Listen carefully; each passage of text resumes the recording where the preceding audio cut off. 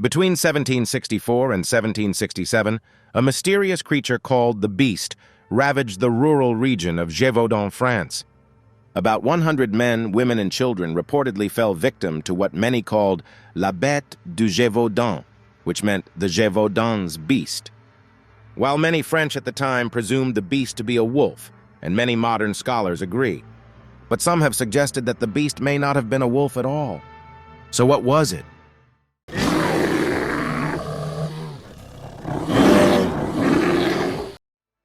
The first recorded fatal attack of the beast occurred on June 30th, 1764, when a 14-year-old shepherdess, Jeanne Boulet, tended a flock of sheep. Boulet was not the creature's first victim. About 2 months prior, a young woman tending cattle was attacked by a creature like a wolf, yet not a wolf, but escaped because the herd defended her. The attacks continued through the summer and into autumn. France was in a slump at the time on the heels of the 7 Years' War. The nation had lost battles to Russia, and the British and Louis XV had lost overseas colonies. The beast offered a perfect foil to rally around, and there was no dearth of reports in the press about encounters with the animal.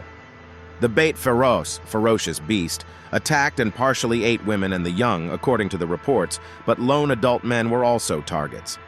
There were so many attacks that some speculated there were in fact 2 or more beasts, but this was never confirmed.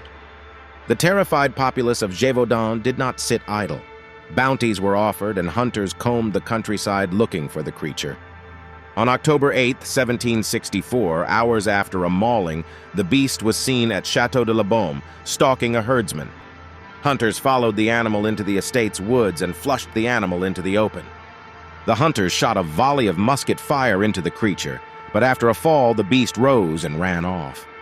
People lived in fear and became so desperate that even children were celebrated for taking on the beast.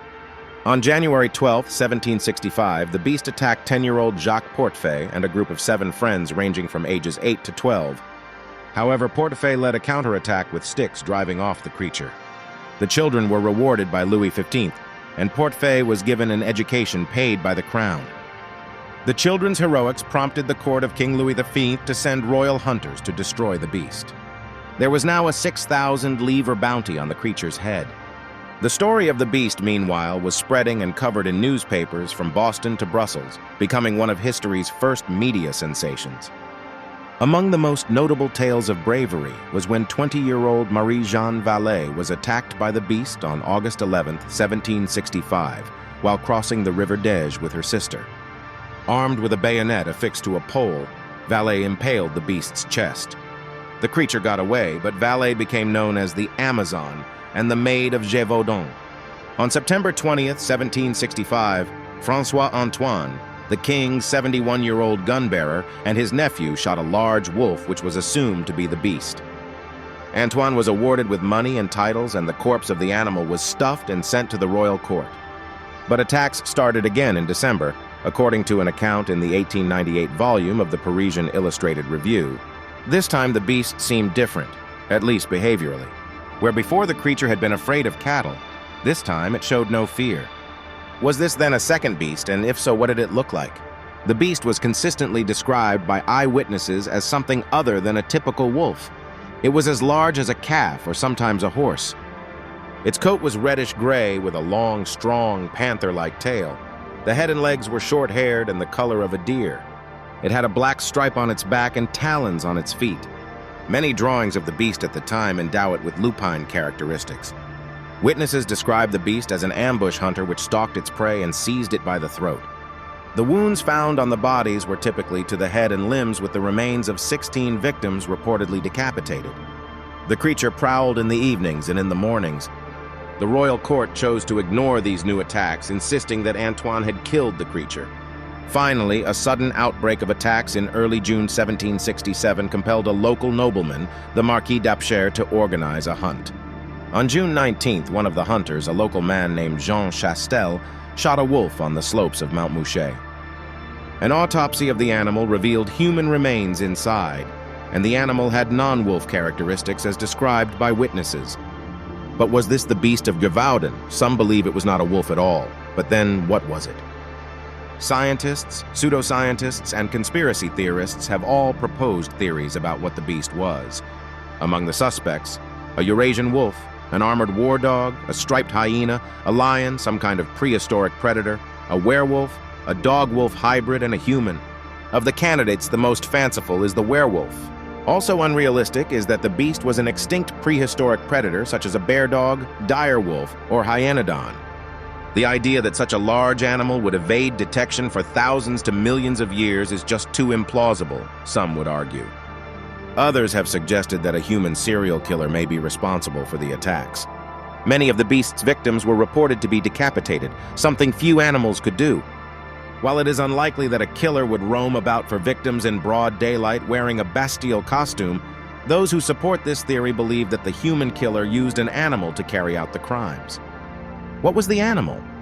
Some have speculated that it was an armored war dog, which explains its strange appearance and why it shrugged off musket shots. Some depictions of the beast and the animal slain by Chastel suggest it resembled a striped hyena. It is possible that a striped hyena may have been in a person's private holding and then escaped. Since it was not native to France, it would have appeared unusual. However, striped hyenas are not known to attack humans. Others argue the beast may have been an immature male lion. Like the hyena, it is possible that a lion escaped from captivity. The beast reportedly was an ambush hunter that seized prey by the neck and could possibly decapitate a victim. A lion could exhibit these predatory behaviors. Lions have been known to prey upon humans as food sources, such as the famous case of the lions of Tsavo, in which a lion pair killed over 130 victims in under a year. Another supporting fact is that the territory of the beast, at roughly 56 by 50 miles, aligns with a lion's typical range. Eyewitnesses in France at the time were likely not familiar with living lions, and what they did know about them came from very stylized imagery. A subadult male does not have a fully developed mane and sometimes has a mohawk type of stripe running down its back. This matches descriptions of the beast by eyewitnesses. Among the theories considered most credible is that wolves perpetuated the attacks. Gévaudan had a serious wolf infestation. Some believe that large lone wolves may have been attacking individual communities across the region, or that it was a wolf pack. Wolves are native to the region and had attacked humans before.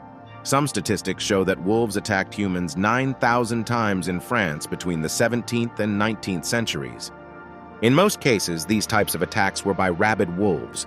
There are some potential flaws to the wolf theory, including the frequency of the beast's deadly attacks, suggesting it was not a single rabid wolf.